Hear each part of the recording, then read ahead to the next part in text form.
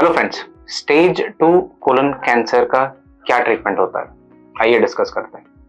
मेरा नाम डॉक्टर प्रवीण कुमार है, मैं कैंसर सर्जन हूँ। डाइजेस्टिव सिस्टम कैंसर्स और गायनेकोलॉजिकल कैंसर्स मेरा स्पेशलिटी है।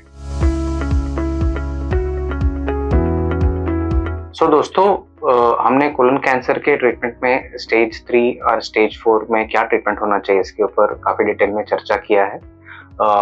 आप अगर कोलन कैंसर के ट्रीटमेंट का प्लेलिस्ट देखोगे तो वहाँ पे ये डिटेल्स आपको मिल जाएंगे।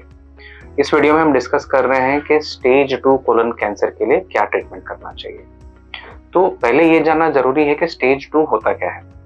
तो स्टेज 2 कोलन कैंसर वो है जहाँ पे जो कोलन का कैंसर है कोलन के डीप वॉल तक फैला है, बट उधर तक ही सीमित है, जिसको हम साइंटिफिक टर्म्स में T3 या T4 ट्यूमर बोलते हैं। जहाँ पे जो कोलन का जो लार्ज इंटेस्टाइन का जो मस्कुलर वॉल है इसके बियॉन्ड जब ट्यूमर फैला रहता है, बट ये बीमारी सिर्फ उधर तक ही सीमित रहता है और लिम्फ नोड्स में नहीं फैला रहता है। तो ये स्टेज 2 में है, हमें कैसे पता चलता है?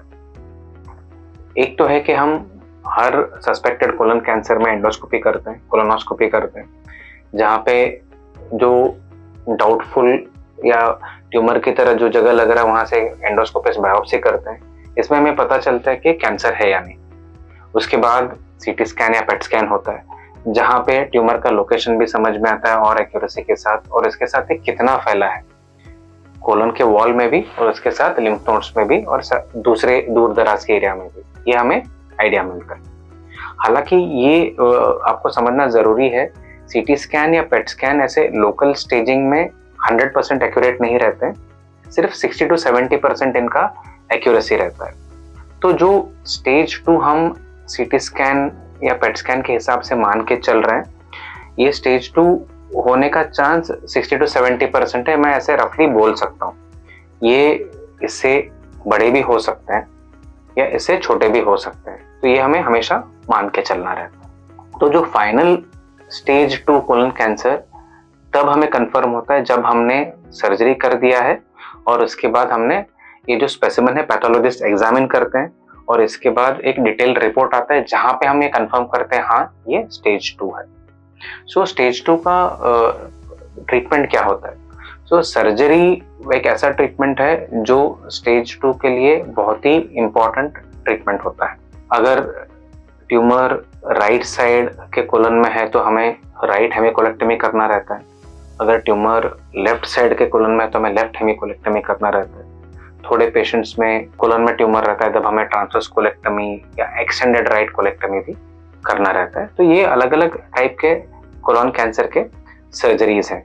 इनके ऊपर भी हमने काफ़ी डिटेल में अपने दूसरे वीडियोस में चर्चा किया है। डेफिनेटली आप वो देखें, आपको और बेटर आइडिया मिलेगा इसके ऊपर। तो सर्जरी में हमने अफेक्टेड कोलन को तो निकाल दिया, वहाँ पे हमें ट्यूमर के इर्द गिर्द 5 से 7 सेंटीमीटर का कोलन का लेंथ लेना रहता है, नॉर्मल कोलन का, आगे भी और पीछे भी। सारे अफेक्टेड लिम्फ नोड्स रूट तक जाके निकालने रहते हैं। इसके बाद जो बचे हुए अतड़ी के हिस्से उनको जोड़ना रहता है, जो स्टेपलर से भी हो सकता है या हैंडसून तरीके से भी हो सकता है। तो उसके बाद जब ये पूरा स्पेसिमेन पैथोलॉजिस्ट के पास जाता है, जो निकाला हुआ हिस्सा है, वो इसको डिटेल में स्टडी करते हैं। इसके बाद एक रिपोर्ट निकलता है। उस रिपोर्ट में हमें पक्का होता है कि हाँ ये लिम्फ नोड्स में नहीं फैला है, तो सिर्फ कोलन तक ही सीमित है और ये स्टेज 2 है। अगर सिर्फ स्टेज 2 रहता है तो इसमें क्या कीमोथेरेपी देना चाहिए, ये थोड़े फैक्टर्स पे निर्भर करता है। अगर ये बीमारी T3 लेवल पे है और लिम्फ नोड्स में नहीं फैला है तो हम क्या करते हैं, MSI स्टेटस देखते हैं कोलन कैंसर में।